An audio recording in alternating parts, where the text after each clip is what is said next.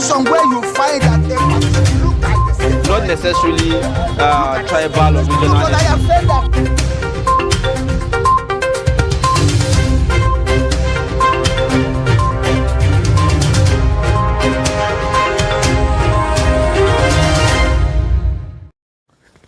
All right, welcome back. If you're just joining us, it's Daybreak on Trust Television, and it's time for us to look at what the papers are saying this morning. And as it's tradition with us here in the studio, we'll begin with the Daily Trust. It's a different kind of headline this morning. Reps, Federal Mortgage Bank of Nigeria drop battle line over multi-billion naira housing fund. Lawmakers flaying on remittance, say heads must roll. Mortgage Bank puts 11-year contribution at 238.2 billion. And NLC threatens pulling out of scheme while Nigerians can't access housing funds. That's the minister. It's interesting what his analysis are, given that he was the immediate past Director General of the Federal Mortgage Bank, the Managing Director, I beg your pardon, of the Federal Mortgage Bank. Do you think he's spilling the beans, or is just there are stories about insights? How he was ousted out of that role, and I imagine that the battle will continue. But there's so much that we need to hear. Like you have heard with our previous analysis, there's so much secrecy around what is contributed. Irregularity that is usually hinged on corruption. That's why the secrecy is there. Absolutely. And thereafter the headline, you find pictures there of Wagner leader, the plane conveying Wagner leader, and the other name I find very difficult to pronounce, all going down on a private plane yesterday, 9 of them dying amidst that crash. To say that, nobody's surprised. I saw Joe Biden responding to this, and he said, listen, he doesn't know the details of it yet, but he's not surprised. It's something that you would expect Putin to do, especially when he was globally embarrassed with what the Wagner Group did by trying to encroach into Moscow with that rebellion. And, you see, it's easy to draw that conclusion. And what a fitting what do you call it? Coincidence that it was happening about the same time he jetted out of Russia to be part of the BRICS meeting. No, I think he was still in Russia, because I think he called President Ramaphosa that he cannot go to South Africa because of the arrest warrant, which South Africa unfortunately say that they have to enforce if he does come in. So I think he was attending a concert, they say, somewhere in Russia when the plane went down. Okay, so, that's nice. I saw videos flying about. Apparently, they were old videos of when he arrived in South Africa. But of course, when the pictures came out, it was his foreign minister who was there. Moving on to other stories. APC replaces Kyari, Edu, 5 others. Strategizes to win Bayelsa, retain Kogi and Imo. Nigeria crude oil production fell to 1.29 billion. We continue to suffer quantity shocks, even while crying about not making enough foreign affairs. It is one rupture on one pipeline or the other. We hope, as the report says, that these things will be fixed so that we can raise the quantity and get a share of the windfall, if there's still any, on account of the Russian-Ukrainian crisis. 94-year-old man arrested for raping minor in Adamawa. And Lagos Assembly rejects 17 commissioners nominee, confirms 22. What do you need 17, 22? What do you need 39 commissioners for? I think Lagos has how many local governments again? Just about 20, if I'm not mistaken, with area councils that were not approved from the days of the current president. Kano governor seeks larger share of FG's palliative. This is common sense, if you like. And the implementation of new varsity curriculum begins in September. This is coming from the federal government. And that's it on the front page of the Daily Trust. Okay, let's turn our attention now to the Punch newspaper, the front page of the Punch newspaper. From the top, Naira tumbles to 900 Naira to the dollar. CBN vows BDC operators clamp down. I mean, how many times are we going to hear about this clamp down on BDC operators? But then again, the CBN is also trying to incorporate them into their plans. Let's just see how it goes. There's a lot of uncertainty as far as our foreign exchange market is concerned. Panic as rogue killer soldiers spread deaths on Lagos roads. And this is about the story that has been reported some days ago. It says senator adopts children of 8 allegedly killed by rogue soldiers in Lagos. Associates raise 55 million Yeah, you see, you need friends like this who come to your family's aid when something unfortunate happens. But more to it on pages 3, 4, and 5 about accountability and those soldiers that need to be, prosecuted as a result of that action. States' debt may hit 1.34 trillion now over palliative loans. Governors to begin palliative loans repayment December. Federal government gives 3 months moratorium or grace. So it's not free money, by the way. It is a loan, apparently. Gombe, Katsina get 2 billion each. Lament inadequate relief items. Obaseki knocks federal governments. So there's a lot of that displeasure going around from the top to the people at the bottom who are receiving very insignificant sums to cater for themselves. And fleeing drug baron crushes NDLEA officer, agency launches manhunt. And I believe you can see the picture of the officer affected there on a gurney, but I think he's receiving medical attention. And there's also the picture of the perpetrator there to the right. Senate probes public procurement under Buhari. Man drives tractor into market, destroys 320 million naira worth of property. And Assembly drops Abayomi. 16 Sanwo-Olu nominees confirmed, just 22. Something is happening in Lagos politically, and that's something that needs to be talked about. Indeed. Is it the Assembly working, or they have a personal vendetta against the governor? I think because there's a lot of one of the prominent names there is the Commissioner of Health, who was basically the reference person during the COVID situation in Nigeria, with Lagos being a major epicenter. I wonder how, with all that performance, somehow he manages not to get a clearance. Moving on to the Nigerian News Direct, we have there as a major story: local manufacturers earned over 55 billion from ban on importation of SIM cards. And this is coming from the Nigeria Communications Commission. Restates commitments to promote indigenous innovation. Operators hints on tariff increase. Just about everybody is hinting on an increase. What has remained the same is the salary of Nigerian worker, or even less is the value of whatever that take home is. Emefiele siblings withdraw suits against DSS AGF. I think they're heading towards an out-of-court settlement with this whole Emefiele we saga. don't know what is being dangled on the table. We hear about a plea again. The lawyers are not there. He's withdrawing his... Anyway. All right. We did not divert monies for workers' salary. This is coming from the NDDC. And we have on the top left-hand corner the continuous tribute of the publisher of News Direct, who unfortunately passed on to greater glory sometimes last month, Prince Dr. Samuel Ibiemi, born 1968 and died in 2023. And another story of interest for us here would be experts speak on legality of proposed revocation of land titles in the FCT by the minister, who has been spitting thunder and brimstone since the assumption of office. And that will be it on the papers, so that we can take a deep dive into what the papers are saying this morning. And to help us provide proper perspective, we have in the studio one of our own, but functioning in a different capacity. He heads the Daily Trust Foundation. He joins us this morning to bring what used to be his own reporter's eye as an expert in investigating journalism. Doctor, welcome to the studio this morning. Thank you very much. Good morning, Nigerians. Good morning, Doctor.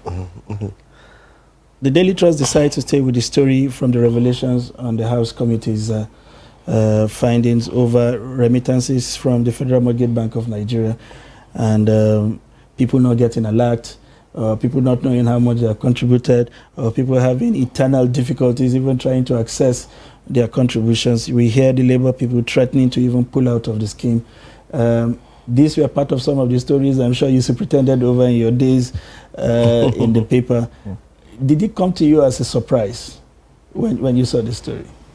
Well, when... By the way, Dr. Theophilus Abba, I just said doctor. That is what familiarity causes. Yes. No, actually is a serious story, because the idea of the Federal Mortgage Bank is to see how Nigerians can, like workers, those who work both in private and public institutions, can contribute towards owning their own houses. But the fact is that over the years, it hasn't really translated, to owning houses. Even, from 2011 to, for over a period of 11 years, yes. 238 billion. Right. Sincerely, that is far below what we expect to have been contributed. And that is why the idea of non-remittance is very significant. So it means we have government agencies that deducted this money from the salaries of their staff but didn't remit, which is bad. Now, the fact is that even the cost of building, of acquiring landed property and building, is so high that even the contributions can't help to get a house. So a lot of things are not realistic. I think the law is obsolete. When the earnings, they are already obsolete. Then the deduction is obsolete. The law is obsolete. And the fact is that, you see, this money cannot build houses for Nigerians. So there is a need to review, apart from the law, for those who did not remit these funds must be prosecuted. We have to go and look for the money and pull from this, because you see, we have organizations in Nigeria who will deduct money from staff salary. Even health insurance, they deduct health insurance, they will not remit. Even tax, they deduct tax from salaries of staff, they will not remit. There was an Attorney General of the Federation report that I read, which indicted many government agencies for not remitting tax. Yeah. And Doctor, this has become part of the system, isn't it? I feel like non-remittance is a word that is very popular within the government circle only in Nigeria, because this is part of standard procedure. Yes. You deduct X amount from someone's salary, you credit the next account that the money is supposed to go to. But unfortunately, NNPC not remitting, customs not remitting, the post authority not remitting X amount, companies working as consultants for the government not remitting certain amounts. Why has this become a culture in the government circle without necessarily being punished? The fact is that, let me use the word loosely, there's no supervision. There should be a way of following through. There should be a way of checking. Something happened when the CBN revoked, said they were not going to give money to forex to Bureau de Change. And I now went and read, the terms and conditions, for the operation of Bureau de Change. And I discovered that this Bureau de Change was supposed to be submitting monthly report to the CBN. Right. If they were submitting monthly report, it would have been possible to detect the infractions that CBN complained about. But although this and that, you see, even when you talk about remittances, there should be somebody who should be checking. This is the 3rd of the next month. We expect to have got this. It hasn't come.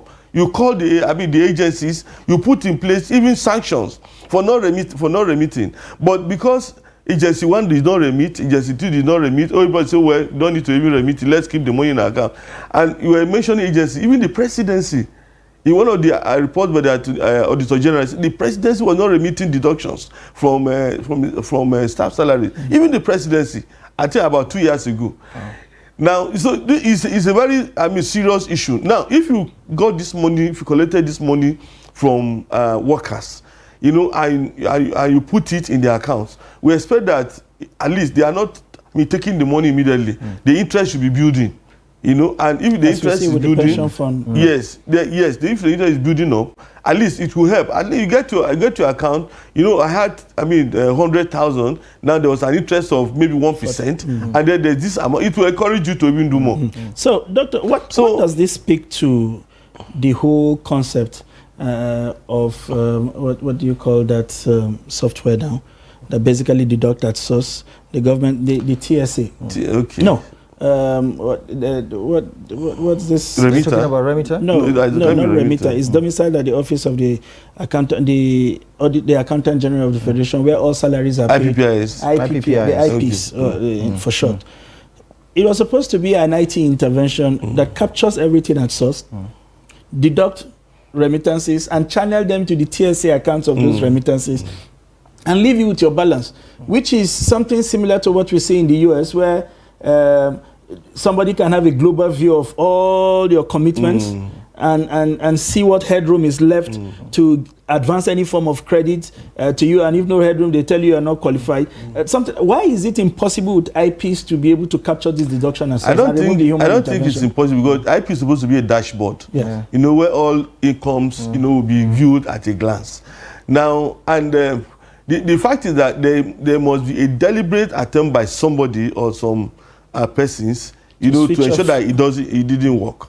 Because I think there was another agency of government, this revenue mobilization, we're talking about, they said they don't even know what was being generated in various agencies. I say, but you are the revenue people, you should know. You see, there's supposed to be a dashboard, but this is not activated. No, so the revenue generation should be able to know per time, per hour. This is the amount of money that we can share at the end of the month. But now you depend on the agencies on their own to say, okay, this is how much you generated. Even if you suspect that this is, they generate much more, because what they are presenting to you is what you can work with. But Dr. Isn't this where auditing comes in, where you open your books and people can actually see X amount of liters sold amounts to X amount of money, X amount of taxes collected amounts to, I mean, this is, it's but even the Auditor General's report, the annual report, the Auditor General is not even given attention to. Well, but the Public Accounts Department, the Public Accounts section in the National Assembly is supposed to say, okay, what does the Auditor General report say? Let's find out who are the people. Even the national is not bothered about it. Are you saying even the approach of the ad hoc committee itself is disingenuous in the sense that they're only trying to ruffle feathers, but they're not trying to get to the bottom of the?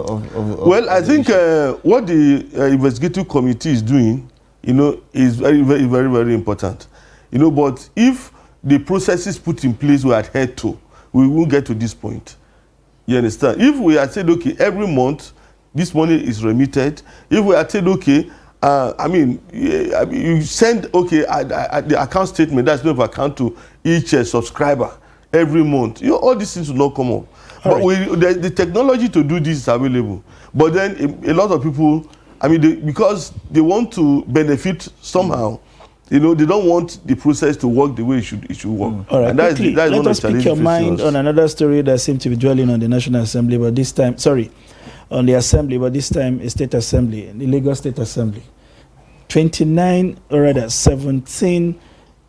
commissioner nominees rejected by the state, including a popular one, and confirming 22. First of all, what's your idea of a state having 39 commissioners, where there is no statutory provisions that every community must produce a commissioner? That's one. Two, what do you think is happening? Is it the Assembly asserting itself as an independent arm of government that provides checks and balance, or it's just trying to prove to the governor that if you don't do our biddings, then we will make sure we frustrate you at this end? Okay. Well, I think fundamentally the House of Assembly is supposed to scrutinize all the nominees.